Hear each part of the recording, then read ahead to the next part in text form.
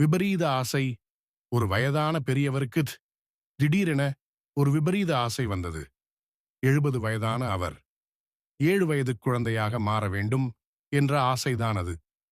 அவர் அப்படி ஆசை கொண்டதின் உள்நோக்கம் என்னவென்றால், மீண்டும் 7 வயது குழந்தையானால் மீண்டும் சரசரவென வளர்ந்து இளமை பருவம் அடைவோம். இளமை பருவம் அடையும் பொழுது நிறைய கொட்டம் அடிக்கலாம், பாட்டு பாடலாம், ஜாலியாக இருக்கலாம், எங்கும் சுற்றலாம், எங்கும் போகலாம், வரலாம், எல்லோராடும் பேசலாம், இப்படி என்னென்ன கனவுகள் எல்லாம் உண்டோ அத்தனையும் அனுபவிக்கலாம் என்று நினைத்தார். அதனாலேயே அவர் மீண்டும் 7 வயது குழந்தையாக மாறிடப் பெரு விருப்பம் கொண்டார். அதற்காக அவர் ஒவ்வொரு இடமாக அலைந்தார். பெரும்பாலோர் அவரை ஒரு மாதிரியாக பார்த்தனர். சிலர் அவரை அவரின் காதுபடவே, உமக்கு எல்லாம் ஏன்யா இந்த விபரீத ஆசை, போய்யா போ என்று திட்டி அனுப்பினர். இப்படி ஒவ்வொரு இடத்திலும் ஒவ்வொரு அனுபவம் அவருக்கு கிட்டியது. கடைசியில் அவருக்கு ஒரு யோசனை தோன்றியது. இனி நாட்டில் போய் இது விஷயமாக யாரிடம் போய் எதுவும் கேட்க வேண்டிய அவசியமில்லை. பேசாமல் காட்டிற்குள் போய் நாம் நம்முடைய விஷயத்திற்காக ஏதோ ஒரு மந்திரவாதியையோ சாமியாரையோ அல்லது முனிவரையோ கண்டு நம் விருப்பத்தை நிறைவேற்றிவிட வேண்டியதுதான். அதுதான் சரியாகவும் இருக்கும். அப்படிதான் நடக்கவும் கூடும். அதனால் காட்டிற்குள் போவோம் என்று முடிவெடுத்தார். அதன்படி காட்டிற்குள் போக எண்ணிய அவர் தன்னிடமிருந்த சொத்துக்களையெல்லாம் விற்று பணமாக மாற்றி ஒரு மூட்டையில் கட்டிக்கொண்டார். அந்த பண மூட்டையோடு காட்டிற்குள் நுழைந்தார். அவர் காட்டிற்குள் வெகு தூரம் வந்துவிட்டார். ஆனால் அவ்வளவு தூரம் வந்தும் ஏதொரு மந்திரவாதியையோ முனிவரையோ சாமியாரையோ காணாததைக் கண்டு மிகவும் மனம் வாடி ஒரு இடத்தில் நின்றார். அப்பொழுது ஒரு குரங்கு மரத்திலிருந்து கீழே குதித்து அவரிடமிருந்த பணப்பையை பிடுங்கிக் கொண்டு ஓடிப்போனது. அப்படி ஓடிய குரங்கின் பின்னாடி இவர், ஐயோ என் பணம், ஐயோரி என் பணம் என்று சொல்லிக்கொண்டே ஓடினார். கடைசியாக அந்த குரங்கு குரங்காட்டி மலை என்னும் மலையின் முன்பு போய் நின்றது. குரங்கை பார்த்து இவர், ஏ குரங்கே, குரங்கே, என்னால் இனி உன் பின்னால் ஓட இயலாது. அதனால் நீ என் கையிலிருந்து பிடுங்கிய என் பணத்தை என்னிடமே திருப்பிக் கொடு என்று கேட்டார். குரங்கு இவரை பார்த்து, ஏ மானிடனே, உனக்கு உன் பணம் வேண்டுமா அல்லது உன் ஆசை நிறைவேற வேண்டுமா என்று கேட்டது. அதை கேட்ட இவர், ஆ, நம் ஆசை இந்த குரங்கிற்கு எப்படி தெரிய வந்தது? என்றாலும் அது எல்லாம் தெரிந்தது போலல்லவா நம்மிடம் கேள்வி கேட்கிறது. எப்படியோ அதற்கு நம்மளை பற்றி தெரிந்திருக்கிறது, நம்முடைய ஆசையை பற்றியும் தெரிந்திருக்கிறது. சரி, எல்லாம் தெரிந்த குரங்கு ஏன் நம்மளை இவ்வளவு தூரம் ஓட்டம் காண்பிக்கணும்? குரங்கு புத்திங்கிறது சரியாக இருக்கு. இதே கேள்வியை, இதே விஷயத்தினை நான் அங்கு நின்ற இடத்திலேயே கேட்டு இருக்கலாமே. எல்லாம் நேரம்தான். இல்ல இல்ல, எல்லாம் நம்ம ஆசைதான் காரணம். இருக்கட்டும் இருக்கட்டும், பார்க்கலாம் அந்த குரங்கு என்னதான் வழி வச்சிருக்குன்னு என்று அவர் தன் மனதிற்குள் பலபடியாக நினைத்தார். அவரின் நினைப்பை புரிந்து கொண்ட குரங்கு இவரை பார்த்து, ஏ மானிடனே, உன் எண்ணம் எனக்கு புரிகிறது. என்னடா இந்த குரங்கு நம்மளை இந்த ஓட்டம் ஓட வச்சிருச்சேன்னு நினைக்கிற உன் நினைப்பும் எனக்கு தெரியுது. என்ன செய்ய, உன் ஆசையைப் போலத்தான் என் நிலைமையும். அதாவது நான் இந்த மலையின் எல்லையை விட்டு வெளியே போனால் குரங்காகத்தான் போக வேண்டியிருக்கு. ஆனால் அதே நேரம் இந்த மலையின் எல்லைக்குள் இருந்தால் நான் நானாக இருக்க முடிகிறது என்றது குரங்கு. அதைக் கேட்ட அவர், என்னது, நானாக இருக்க முடியுதுன்னு சொல்றியே, அப்படின்னா உண்மையிலே நீ குரங்கு இல்லையா? அப்போ நீ யாரு என்று அந்த குரங்கை பார்த்து கேட்டார்.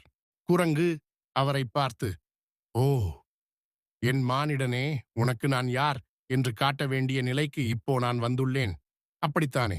சரி, நான் யார் என்று காட்டுகிறேன் பார் என்ற குரங்கு தன் வாயினுள் ஒரு மந்திரத்தை முணுமுணுத்தது. குரங்கு உருவிலிருந்து சித்தர் உருவிற்கு மாறியது. முதியவர் ஆச்சரியமுற்று, ஆ, ஆ, சித்தர் பெருமான்! நான் தேடி வந்த சித்தர் பெருமான்! நீங்களே குரங்காகவும் சித்தர் பிரானாகவும் மாறிட இயலும் பொழுது என் ஆசையும் தங்களால் தான் நிறைவேறும். மகா சித்தரே, மந்தியின் உருவம் மாறுபவரே, நான் பாக்கியம் பெற்றேன். என் ஆசை நிறைவேறிவிடும். என் ஆசை நிறைவேறிவிடும் என்று அவர் ஆனந்த கூத்தாடினார். குரங்கு உருவிலிருந்து சித்தராக மாறிய அந்த சித்தர் சொன்னார், அப்பனே, மானிடனே, உன் ஆசை நிறைவேறும் தான். ஆனால் அதற்கு முன் நான் யார் என்று உனக்கு இன்னும் விளங்கிடவே சொல்லிவிடுகிறேன். நான் தான் இந்த மலையின் ராஜா, சித்தன் எல்லாம். என் பெயர் குரங்காட்டிச் சித்தன். என் மூதாதையர்களும் என் போலவே இங்கு வாழ்ந்து மோட்சத்தை எய்தினர். நானும் அவர்கள் போலவே மோட்சத்தை எய்தவே இங்கு பெருந்தவம் செய்து கொண்டிருக்கிறேன். என் தவ வலிமை இன்ன வகை என்று சொல்லிட முடியாத அளவிற்கு அது வளர்ந்தோங்கி நிற்கிறது. அதற்கு ஒரு சாட்சியைத் தான் நீ இப்பொழுது இங்கே கண்டாயே.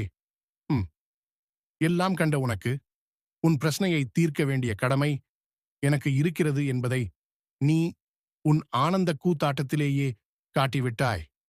இருக்கட்டும், இப்பொழுது உனக்கு இப்படி ஒரு ஆசை வந்தது சரிதானா என்று உனக்கு நீயே ஒரு முறை உன்னை கேட்டுக்கொள். அப்புறம் உன் ஆசைப்படியே 70 வயதாகத்தர் இருக்கும் உன்னை 7 வயதுள்ள பாலகனாக மாற்றிவிடுகிறேன். ஏனென்றால் நியாயமான ஆசைகள்தான் எம்மால் நிறைவேற்றப்படும். அதற்கு மாறான ஆசை வீண் விபரீதத்தை உண்டாக்கிவிடும். அதனால்தான் இப்பொழுது மீண்டும் சொல்கிறேன். நன்றாக யோசித்துக்கொள். உனக்கு நீயே திரும்பவும் கேட்டுக்கொள். நாம் படுகிற ஆசை சரிதானா, இயற்கைக்கு ஏற்புடையதுதானா என்று. ஏன் என்றால், ஒரு முறை என் தவ வலிமையை உள் மீது பயன்படுத்திவிட்டால் நீ உடனேயே பாலகனாக ஆவது உறுதி. அதுதான் உன்னிடம் மீண்டும் மீண்டும் கேட்கிறேன் என்றார். அதைக் கேட்ட அவர் தன்னுடைய பேராசையின் விளைவால் மீண்டும் இளமைச் சுகத்தை அனுபவிக்க வேண்டி இயற்கைக்கு முரண்பாடான தன்னுடைய விருப்பத்தை அந்த குரங்காட்டி சித்தரிடம் சொன்னார். ஐயர் பிரானே, சித்தர் மகானே, நான் நன்றாக யோசித்து விட்டேன். எப்படியாவது நான் மீண்டும் 7 வயதுச் சிறுவனாக மாற வேண்டும் என்றார். அதே நேரம் தன் மனதிற்குள், ஆ ஐயா, சித்தரின் தவ வலிமையால் நான் 7 வயதுச் சிறுவனாக மாறிவிட்டால் அப்புறம் சடசடவென்று வளர்ந்து இளைஞனாக வருவேன். அப்புறம் இளைஞனுக்கே உரிய அனைத்து கொட்டத்தையும் மீண்டும் அடிக்கலாம். இதை போய் சித்தர்கிட்ட சொன்னால் ஒருவேளை அவர் நம்முடைய ஆசை விபரீதமானது என்று எண்ணி நம்மை பாலகனாக மாற்றாமலே போய்விடுவார். அதனால் இதை அவரிடம் மறைத்தது நல்லதுதான் என்று எண்ணிக்கொண்டிருந்தார். அந்த நேரம் குரங்காட்டிச் சித்தர் தன் மனதிற்குள் ஏதோ ஒரு மந்திரத்தை உச்சரித்துக் கொண்டே இருந்தார். அப்பொழுது இந்த 70 வயது கிழவரின் உடலில் ஒருவிதமான மின்சார சக்தி பாய்வதை உணர்ந்தார். அவ்வளவுதான். அடுத்த கணம் அவர் ஒரு பாலகனாக மாறிப்போயிருந்தார். அதாவது தான் விரும்பிய வண்ணம் 70 வயது கிழவனிலிருந்து 7 வயது பாலகனாக மாறிப்போயிருந்தார். தன்னைத்தானே அவர் ஒரு முறை சுற்றி பார்த்து கொண்டார். அப்புறம் அவர், ஆ, நான் கிழவனிலிருந்து பாலகனாக மாறிப்போய்விட்டேன் என்று 2 முறை தனக்குத்தானே சொல்லி மீண்டும் ஆனந்த கூத்தாடினார். அதைக் கண்ட அந்த குரங்காட்டிச் சித்தர் அவரை பார்த்து, அடமானிடனே, உன் ஆசை இப்போ நிறைவேறிவிட்டதா என்று கேட்டார். கிழவர் பாலகன் உருவம் தனக்கு கிடைத்ததை எண்ணி பெரும்பாக்கியம் பெற்றேன் என்றார். குரங்காட்டிச் சித்தர் அவரை பார்த்துச் சொன்னார், அதுதான் இல்லை, நீ பெரும் பாக்கியம் பெற்றேன் என்று சொல்லும் இந்த பாலகன் உருவம் உனக்கு இனி மாறவும் செய்யாது, வளரவும் செய்யாது. கடைசி வரை இதே உருவம்தான் என்றார். பாலகன் உருவம் பெற்ற கிழவர், என்ன, எனக்கு இனி இதே உருவம்தானா? இந்த உருவம் வளரவே செய்யாதா? அப்படியென்றால் எனக்கு இளமை பருவம் மீண்டும் கிடையாதா? என் ஆசை நிறைவேறாதா என்று கேட்டார். குரங்காட்டிச் சித்தர் சொன்னார், உனக்கு இந்த வயதில் இப்படி ஒரு விபரீத ஆசை வந்து அதற்கு நானும் துணை நின்று அப்புறம் உன் ஆசையெல்லாம் நிறைவேறிவிட்டால் இயற்கை அன்னை என்னை பழிப்பாள். நீ வேண்டுமென்றால் மானுட தர்மம் மீறி நடந்திட விரும்பி பேராசை கொண்டு இங்கு வந்திருக்கலாம். ஆனால் நாங்கள் எங்கள் சித்தர் தர்மத்தை மீறிட முடியாது. அதே நேரம் உன் போன்றோரின் வீணான, விபரீதமான ஆசைக்குத் துணை வரவும் முடியாது. அதனால்தான் உனக்கு இந்த பாடம். உன் மாதிரி விபரீதமான ஆசை கொண்டு அலையும் வீணாள கிழங்களுக்கும் இதுதான் பாடம். நான் தான் உன்னிடம் மீண்டும் மீண்டும் யோசித்துக்கொள் என்றேன். நீதான் உண்மையை மறைத்து எப்படியும் உன் விபரீத ஆசை நிறைவேறிவிட வேண்டும் என்று எண்ணினாய். அதற்கு இதுதான் பாடம் என்று குரங்காட்டிச் சித்தர் அவர் முன்பு நின்று மறைந்து போனார்.